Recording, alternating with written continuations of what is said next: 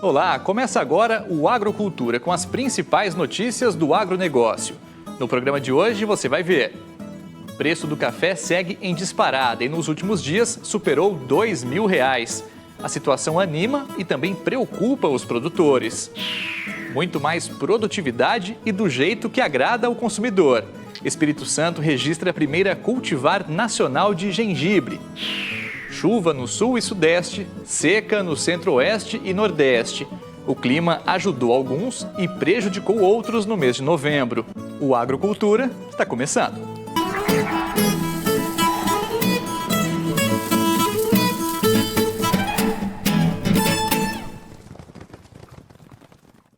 Preços do café continuam em disparada no mercado internacional. A saca de 60 quilos ultrapassou R$ 2.000 nos últimos dias. O valor anima os cafeicultores, mas também preocupa, como mostra pra gente o repórter João Rafael, da nossa parceira ANTV de Andradas, Minas Gerais. Hoje a lavoura sofre as consequências do clima. O ano foi marcado por uma grande estiagem. O cafeicultor Sebastião vê esse cenário como instável neste momento. Bem, o preço do café, eu vou ser franco, ele está no extremo, né? E nenhum extremo é bom, nem tanto para cima, nem tanto para baixo. Todos os extremos são ruins. Hoje ele está no extremo por conta de problemas climáticos, mas eu não vejo como um ponto muito positivo nesse momento, porque isso vai trazer problemas futuros, né? O extremo alto do jeito que está difícil para o torrador, está difícil para o importador, conseguir comprar essa matéria-prima e repassar esses preços para o consumidor. Então eu vejo assim, com certo pessimismo um futuro curto, até esse problema climático, né, passar e ter uma normalização no abastecimento e voltar a normas, né, gerais, que era um preço não tão alto, mas nem não tão baixo, que aí equilibra toda a cadeia. Eu acho que nesse momento vai trazer um desequilíbrio na cadeia, assim, para um futuro bem próximo vai trazer. O Brasil é forte quando falamos do mercado internacional. Dados consolidados de janeiro a outubro desse ano indicam 6 bilhões em receita, com mais de 25 milhões de sacas embarcadas para 86 países no período. Porque o café vive de altos e baixos. Nós temos uma empresa a céu aberto, então nós dependemos de Deus para as coisas acontecerem, né? Então não depende só da gente jogar o produto, depende da chuva, depende do tempo ideal para que a gente possa colher, né? Os produtores nos últimos dias perceberam um aumento significativo em relação ao preço do café. Quem não dispensa um bom cafezinho já está tomando o produto um pouquinho mais amargo.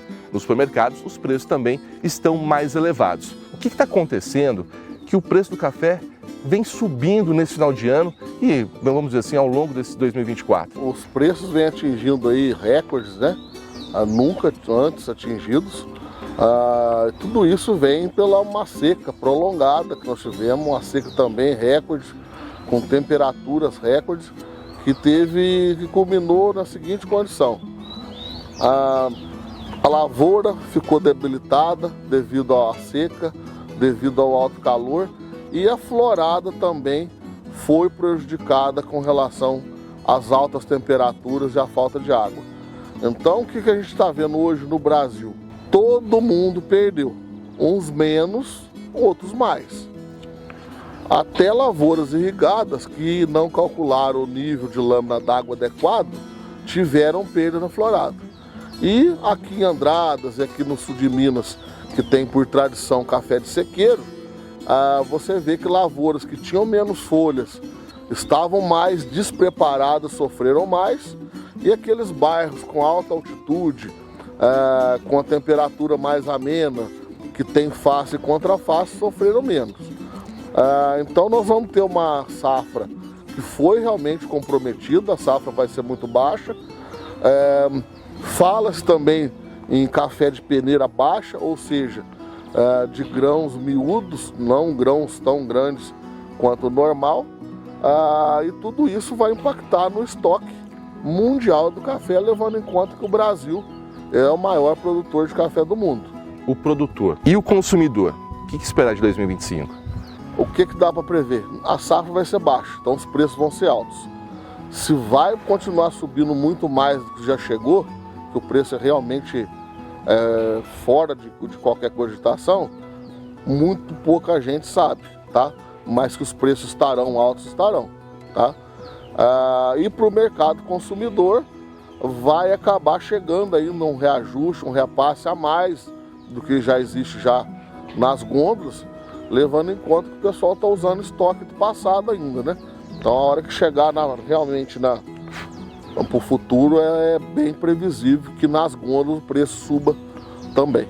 E esse aumento do preço vem justamente para poder mostrar como é a soberania do mercado. Hoje nós não temos café no mundo, o café está restrito, o consumo vem aumentando, a qualidade vem aumentando, e quem tem café hoje?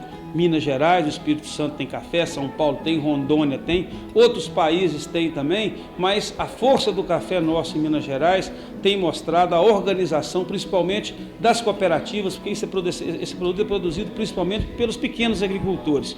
Então, isso mostra a força do mercado, mas eu vejo hoje os produtores capitalizando, tendo já recursos nas mãos para poder investir, modernizar o parque cafeeiro, melhorar a sua tecnologia, e sinto que isso vai permanecer pelo menos durante mais uns 2 a 3 anos. O mercado deve permanecer assim, porque a produção no mundo não está acompanhando o crescimento e o consumo. Veja a seguir no Agrocultura. Produtores tiveram que lidar com seca em uma parte do país e chuva em outra no mês de novembro. Nós voltamos já.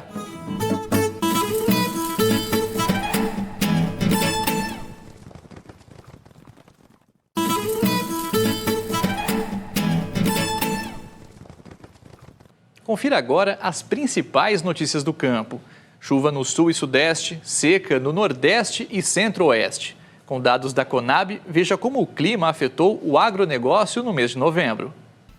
Aqui no Rio Grande do Sul, em novembro, os volumes de chuva variaram entre 90 e 120 milímetros. O armazenamento de água no solo ficou entre 30% e 45%. Segundo a Emater, a maior parte das lavouras está em germinação e desenvolvimento vegetativo, mas a redução das chuvas prejudicou o cultivo da soja e os produtores tiveram que aguardar condições mais adequadas para continuarem os trabalhos. A semeadura do arroz teve evolução considerável, alcançando 87% da área total. A maior parte das lavouras está em desenvolvimento vegetativo.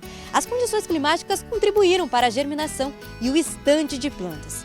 A colheita da safra do trigo está sendo finalizada na maioria das regiões. Segundo a Emater, foi colhida cerca de 97% da área total. E a primeira safra do milho atingiu o plantio em 85% da área prevista, de acordo com a Conab. No geral, as condições agroclimáticas colaboraram para o desenvolvimento das lavouras. Veja agora os efeitos do clima em Santa Catarina, com o repórter Léo Costa.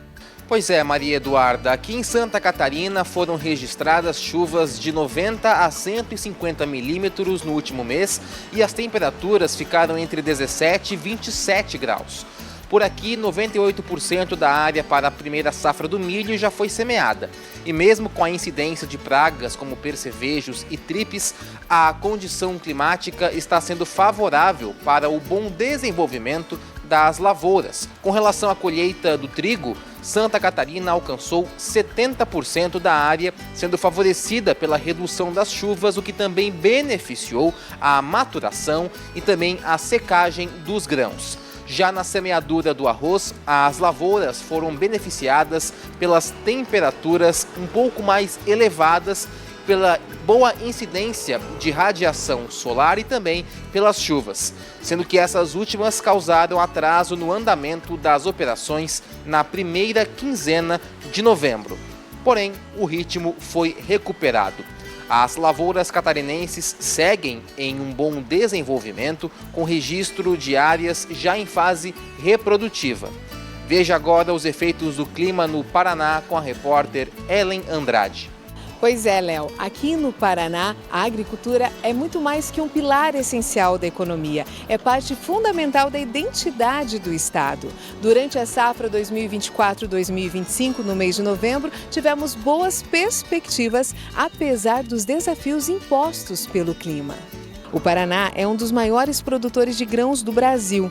Destacou-se especialmente no cultivo de soja, milho e trigo. Dados do Boletim de Monitoramento Agrícola mostraram que, em novembro, o estado havia concluído 98% da colheita do trigo, com grãos de qualidade e bom rendimento, mesmo enfrentando chuvas irregulares. O plantio da soja também avançou no mês passado, alcançando 92% da área prevista no estado. O milho da primeira safra no Paraná trouxe esperança para produtores e consumidores. Com lavouras em boas condições, trouxe otimismo para uma colheita de sucesso.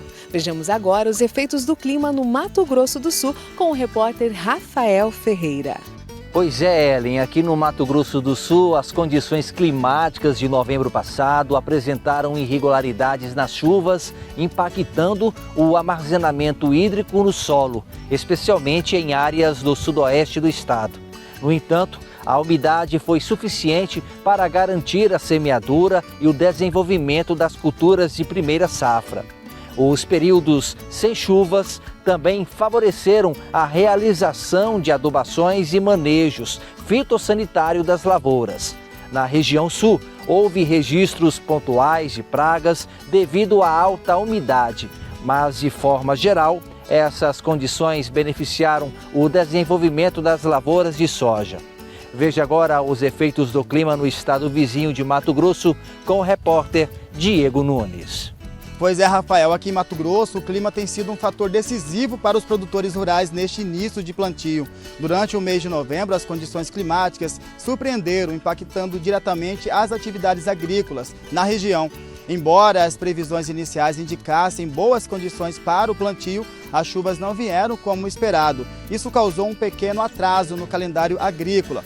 Muitos produtores iniciaram o plantio com pouca umidade no solo e, para evitar prejuízos maiores, decidiram desacelerar o ritmo até que as condições climáticas se estabilizassem. As chuvas se normalizaram, mas o atraso já trouxe reflexos preocupantes. A expectativa é que a safrinha, especialmente de milho, enfrente um aumento de 30% no risco devido ao atraso.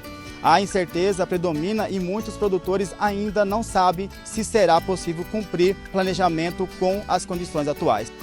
Veja agora os efeitos do clima no Pará, com a repórter Rayana Serrão. Pois é, Diego, aqui no Pará, a seca registrada ao longo do mês de novembro atrasou a safra da manga. A fruta faz parte da paisagem de Belém, que é conhecida como a cidade das mangueiras. Na capital paraense, elas podem ser encontradas no meio-fio, nas calçadas e nos canteiros, devido à grande quantidade de mangueiras espalhadas pela cidade. A manga é uma fruta muito popular aqui na região.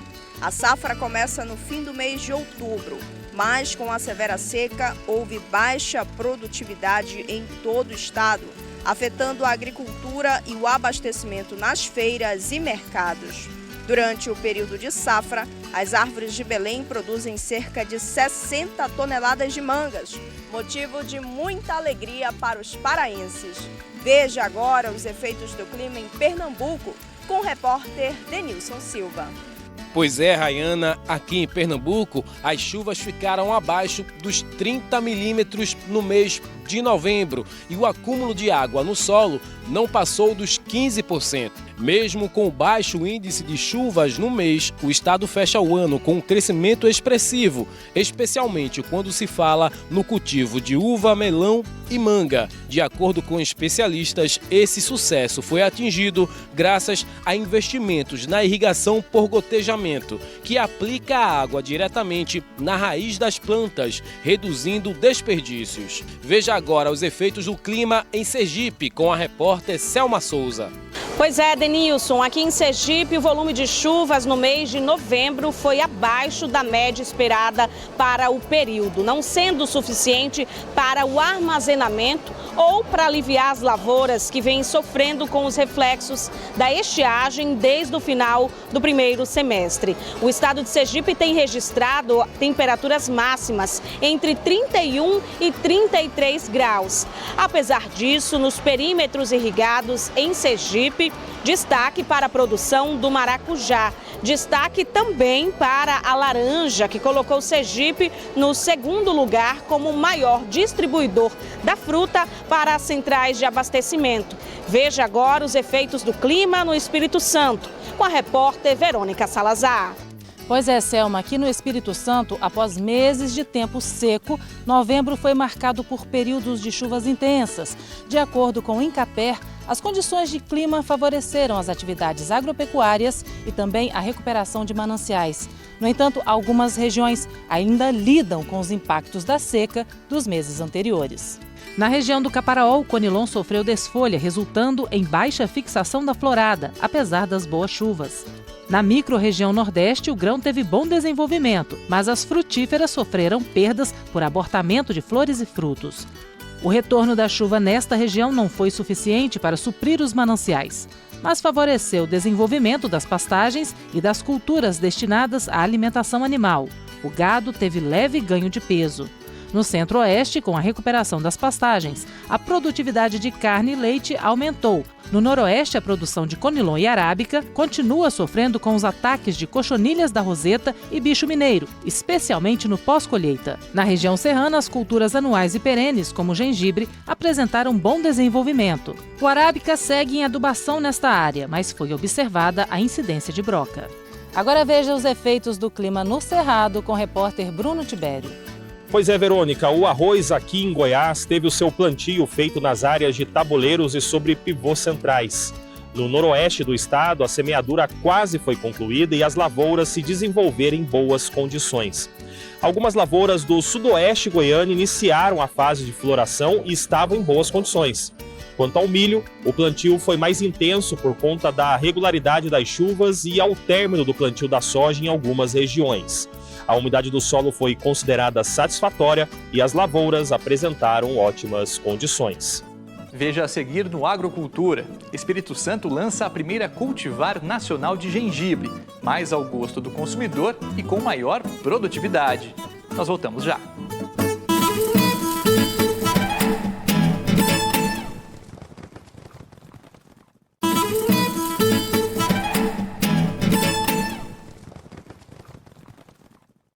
Pesquisadores registram a primeira cultivar de gengibre no país. Um trabalho desenvolvido pelo Instituto Federal do Espírito Santo e a Fundação de Amparo à Pesquisa e Inovação do Estado. O repórter Bruno Faustino mostra pra gente por que esse gengibre é tão diferente. Você já viu o gengibre assim, por fora. Agora, olha só o que a ciência consegue enxergar lá dentro. O Espírito Santo é a terra do gengibre. Dentro do processo de produção, nós acreditamos que a cada hectare nós temos pelo menos 3 famílias envolvidas dentro do processo produtivo, que vai desde lá do início, preparo do solo, quando se contrata um trator, até a parte final, onde a gente precisa, dentro do processo de preparo final para comercialização, para fazer a toletagem, fazer o encaixe desse produto após higienizado, para que a gente consiga chegar com esse produto de qualidade lá fora. Os municípios de Santa Leopoldina, Santa Maria de Jetibá e Domingos Martins, todos na região serrana, são os maiores produtores de gengibre no Espírito Santo, e o estado é o maior exportador do país. Mas o que faz o gengibre capixaba ser tão especial, hein? Foi aí que a ciência entrou em jogo, numa pesquisa feita pelo Instituto Federal do Espírito Santo. Nosso principal objetivo é desenvolver projetos de pesquisa aplicados, ou seja, que tenham um viés de atender uma demanda do setor produtivo, E uma dessas ações era estudar e caracterizar o melhoramento, a genética desses materiais que vêm sendo cultivados no estado. Foram 3 anos de trabalho intenso até o resultado. Uma cultivar com nome e sobrenome, imigrante, com características únicas. Nós identificamos características que diferenciam o nosso material, principalmente na questão da produtividade e da qualidade da arquitetura do rizoma. A média capixaba de produção das lavouras de gengibre está em torno de 70 toneladas por hectare. Esse material genético, que foi o primeiro registrado, a cultivar imigrante, ela pode chegar até 145 toneladas por hectare. Esse é o principal ganho que a gente tem, né, o estado, o país tem, porque vai ter um material genético com maior capacidade produtiva. Mas não é só isso. Além disso, que tem uma questão também associada à exportação, porque 80% do gengibre produzido aqui atende ao mercado externo e eles são muito exigentes em qualidade. Então, a arquitetura do rizoma também foi um fator fundamental para a gente registrar essa cultivar. Ela tem uma arquitetura diferenciada, os rizomas, os dedos dos rizomas, né, que a gente chama, eles são mais alongados, tem um aspecto, um visual mais bonito, menos emaranhado, que facilita a limpeza desse material, então ele chega mais inteiro lá nas prateleiras dos supermercados internacionais. Então eu destaco esses dois principais, né? Produtividade e qualidade da arquitetura. E coloca o Espírito Santo, consolida o nosso estado, né, como um pioneiro aí nesse registro dessa cultivar e vai ser uma referência aí para o país inteiro, quiçá para o mundo, né? Uma cultivar é como um RG de uma planta e esse gengibre made in Espírito Santo é o que o mundo quer. Quanto tempo gasta, Alexandre, desde o plantio da muda até o gengibre estar pronto para exportação? 9 meses. O que tem de diferente no seu gengibre? Sem químico. Quase natural. Na cultura do gengibre convencional, como é que é? Os produtores passam herbicida, né? Exploram mais a terra, né? Tem menos descanso o solo, né? E para onde vai esse seu gengibre, Alexandre? Para a América e para a Europa, né? Para a América, como Estados Unidos, Canadá, e para a Europa toda, né? Alemanha, França, Holanda, Polônia. Você me disse que tem até uma história curiosa, né? Queria que você me contasse. Mandei uma amostra lá, acho muito impressionante, assim, muito brilhoso, né? Você tinha passado cera nela. Eu falei, não, isso é natural dela, é o tipo de solo, é o manejo de cuidar. O gengibre capixaba ganhou identidade, reconhecimento e um lugar no mundo. Da ciência ao campo, a raiz do Espírito Santo mostra que inovação e tradição andam juntas. Nós entendemos que iniciativas como essa em outros setores também podem trazer o conhecimento, quer dizer, agregar valor à produção e movimentar a economia. Então, por isso que nós acreditamos na importância da união da ciência e tecnologia, né, aplicada a problemas e demandas de diferentes setores da sociedade, nesse caso, o setor agropecuário. Junto com esse novo material genético, você abre uma porta para mais pesquisas, né? Porque agora a gente vai trabalhar outras linhas. O manejo, né, a melhor condição, se a gente pode testar isso num sistema convencional, porque esse resultado foi no orgânico, né? Então a gente abre um leque de novas pesquisas e configura para consolidar a liderança do nosso estado na produção nacional de gengibre, né? E aí a gente se torna uma referência, porque os outros estados, a gente tem outros estados que produzem gengibre, Brasília, São Paulo, Paraná. Então, eles com certeza também vão ter condições de melhorar as suas produções nas suas lavouras, porque vão vir buscar esses materiais aqui, né? E estando registrado, vai ser vendido, vai ser cedido, vai ser comercializado. Então, é um tipo de pesquisa que todo mundo ganha.